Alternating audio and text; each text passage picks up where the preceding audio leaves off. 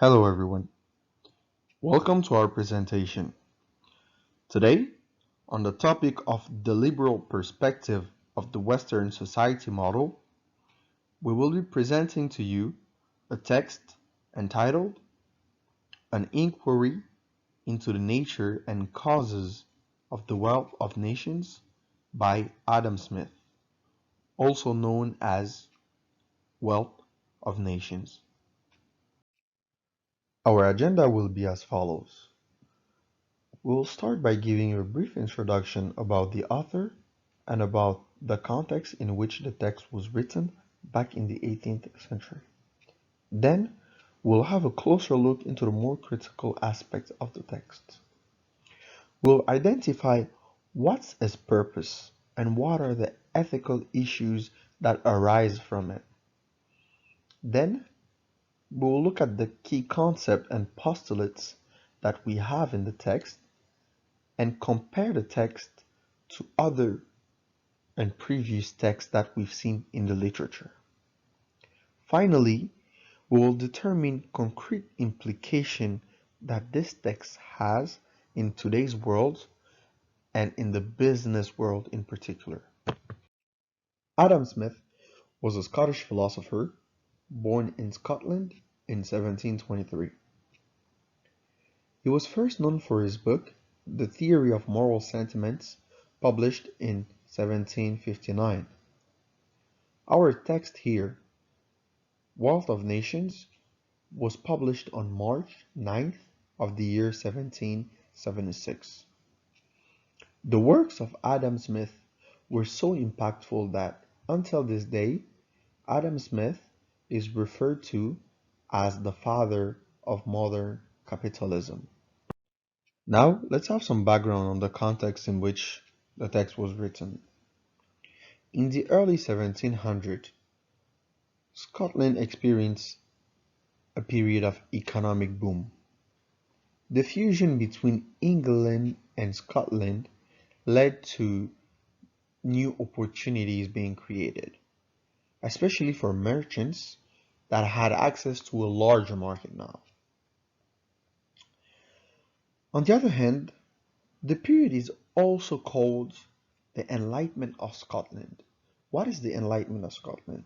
It's actually a period characterized by an outpouring of intellectual and scientific accomplishments that happened around the late 1700s and early 1800s. Those facts gathered together led to the agricultural revolution, and the agricultural revolution is actually what inspired Adam Smith in writing this text. So, what question does this text addresses? Well, like the title suggests, this text is about what causes nations to be wealthy. In order to answer this question, the author provides us with three elements of response. The first one is division of labor. Division of labor is an economic concept described by the author as dividing the production process into different stages in order to enable workers to focus on specific tasks. If workers can concentrate on one small aspect of production, that will therefore increase the overall efficiency of the industry. The second point is free trade. According to the author, free trade is giving everyone the freedom to produce and exchange goods as they please, and doing so by opening up the markets to domestic as well as foreign competition against the protectionism of governments. Our third and last point into what causes nations to be wealthy is geographic factors. Well, geographic location is strategic in the sense that if a country has access to water streams, it will reduce the cost of trade and give merchants opportunities to reach larger markets. In turn, Larger markets will then incentivize specialization and innovation within the country. These two twin processes will ultimately spur trade activity and consequently foster economic growth. Regarding ethical issues, we first highlight ethical issues around the concept of protectionism, where we can ask ourselves, is it ethical for a nation to implement trade barriers to promote its own domestic industry at the expense of other nations? Another is the ethical issue concerning the machining of man. Is it ethical for man to be viewed as a production machine expected to work at a required rate and in the end, constraining man's agency? There is something also to be said about drudgery within division of labor. Can someone find fulfillment and purpose with such repetitive work? Is it ethical to prioritize greater productivity for the greater good over individual needs such as fulfillment and doing something that we love? Finally, there's property versus equal distribution. Is it ethical to accept the poverty as the outcome of the natural division of classes, which is created by the pursuit of individual self-interests? Or should there be distribution of wealth to promote equality? We can decline this ethical issue or question towards questioning personal interests versus community interests. We've identified four key concepts in this text. The first two, division of labor and free trade, are the ones that we've addressed in the earlier sections of this presentation. Then we have greater good and wealth.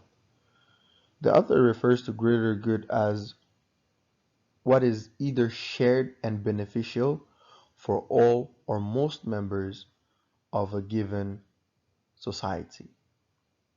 As per wealth, wealth is for every society always and precisely equal to the exchangeable value of the whole produce of its industry. In concerns to assumptions, we found many within the text. However, we've highlighted those that we consider most relevant. Beginning with explicit assumptions, in his text, Smith says, the division of labor, however so far as we can be introduced, occasions in every art a proportionable increase of the productive powers of labor, meaning that he assumes the division of labor necessarily leads to increased productivity in any art applied to anything. He also assumes that division of labor increases individual dexterity, and he says everybody must be sensible how much labor is facilitated and abridged by the application of proper machinery, which assumes that automation through machinery increases efficiency. From a supply chain perspective, these first three assumptions are quite interesting, as we know that in reality they can be much more nuanced. The fourth assumption we've highlighted is the pursuit of one's own self-interest necessarily leads to the increase of overall welfare. He expresses this when he says, but the study of his own advantage naturally, or rather necessarily leads him to prefer that employment which is most advantageous to the society. Next, this assumption which is quite central to the text, that is that individuals have a propensity to truck, barter, and exchange one thing for another. And another assumption that's quite central to his theory is that individuals are the better judges of their own self-interest over any form of state or government. And finally, he assumes that it's better to import from a foreign country if it's comparably cheaper. Note that we've included the explicit citations for these assumptions from the text at the end of our presentation if anyone wishes to refer to them. In terms of implicit assumptions, within Smith's text, we have found, first, that he assumes any skill can be improved through experience, which is an underlying assumption he holds in concerns to the division of labor, but also when he refers to natural differences and talent differences. He also assumes that all are free and able to pursue their own interests, which we know that contextual and situational constraints don't always make this possible. Next, we've highlighted his assumption that there's an optimal version of greater good, a specific optimal goal to be achieved, like he's suggesting that there's a recipe to follow. There's also a very fundamental assumption surrounding a concept that we've explored in previous readings, is that he supposes the existence of institutions, specifically for regulating trade. And finally, he assumes that the wealth of a nation is solely defined by economic measures, for example, something like GDP. He doesn't consider any other form of wealth, which we could think of cultural, for example, as something that's valuable and something that a nation should really strive to cultivate. In this section, we are going to compare wealth of nation with other texts. In institutions, it is evident that institution is an important prerequisite to reap the gains from division of labor and international trade. This is especially apparent in international trade, as one would need to trust the existing rules and regulations to have executive power in order to do business. Polanyi strongly disagrees with Smith's postulate that humans have a natural propensity to trade that leads to division of labor. He finds that division of labor is more caused by differences in sex, geography, and natural talent. It should be noted that Smith and Polanyi are similar in thinking that geography links to the division of labor. In his writing, Smith describes geographical advantages such as access to waterways as one of the determining factors that give rise to the division of labor. Also, international specialization and division of labor requires institutions and organizations to safeguard property rights across international boundaries, so that the capital markets as well as other kinds of exchanges can take place with credible commitment on the part of the players. Vernon explains how Adam Smith's concepts were misunderstood by many people. Wealth of Nation sets out many of the central intellectual tools of political economy: the division of labor, the idea of market equilibrium, the effects of incentives on behavior, the benefits of trade, and Vernon supports them. Vernon links the Smiths' two texts, Sentiments and Wealth of Nations, and approaches the analysis more from a viewpoint of individual and their self-interest. It integrates the picture of human behavior with experimental economics. He agrees that self-interest is and remains a major driving force for human cooperation. In this section, we are going to showcase the implications of wealth of nation in today's world. Smith teaches that tariffs can be used to achieve freer markets but warns that they often fail. When used to restrict markets, tariffs curb national prosperity. The world's two largest economies have been locked in a bitter trade battle. The dispute has seen the US and China impose tariffs on billions of dollars worth of one another's goods. US President Donald Trump has long accused China of unfair trading practices and intellectual property theft. In China, there is a perception that America is trying to curb its rise as a global economic power. Mr.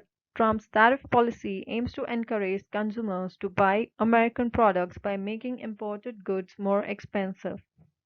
The US has imposed tariffs on more than $360 billion of Chinese goods, and China has retaliated with tariffs on more than $110 billion of US products. This trade is fueling plunging world trade and investment, as well as a series of new geopolitical conflicts affecting the global economy. Another example is Amazon treating their workers like robots. Journalist James Bloodworth worked undercover at an Amazon warehouse in England for 3.5 weeks in 2016. There is a segment from his article that relates to division of labor. There were hundreds of robots zigging and zagging on each floor. It was very creepy because no two bots ever crashed. The human pickers were on the perimeter of the robot's fenced-in area. If the humans ever crossed into robots' domain, it was a fireable offense. The job was mind-numbing, the same thing every hour, every day. According to one new first-hand account, the pay and working conditions are shocking and demoralizing. Workers receive disciplinary points for various infractions. 6 points were grounds for firing. Calling in sick resulted in a point. A worker told Bloodworth she offered to bring in doctor's note and was told she would still be given a point. A handheld device monitored workers' time and movements, sending messages when they were behind or slowing down. We thank you very much for your time and attention today. For any question, feel free to use the comment section below or send us an email through the HEC website. Thank you.